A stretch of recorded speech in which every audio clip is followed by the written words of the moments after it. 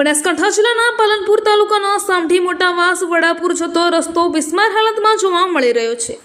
એક જાગૃત નાગરિક દ્વારા સરપંચશ્રીને ફોન કરતા સરપંચશ્રીએ ફોન ઉપર જણાવેલ કે આ રસ્તો અમારા અંડરમાં આવતો નથી।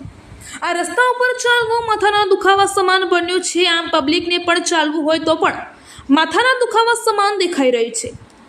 સરપંચશ્રી જણાવી રહ્યા છે કે આ રસ્તો અમારા અંડરમાં આવતો નથી, તો પછી આ રસ્તો કોના અંડરમાં આવે છે તેવું પણ લોકો જાણવા માંગી રહ્યા છે।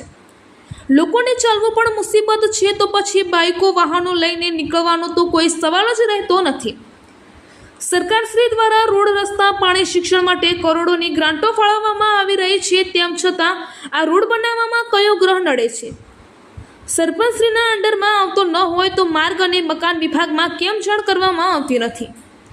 એક જાગૃત નાગરિક દ્વારા સરપંચશ્રીને ફોન ઉપર વાત કરતા સરપંચશ્રીએ માથેથી ગભે કર્યું હતું। આમ પબ્લિક સરપંચ તથા ધારાસભ્યને તથા સાંસદ સભ્યને ચૂંટતી હોય ત્યારે તે સારા રસ્તા, પાણી, શિક્ષણ મળે તે માટે લોકો વોટ આપીને તેમના પ્રતિનિધિ તરીકે ચૂંટતી હોય છે।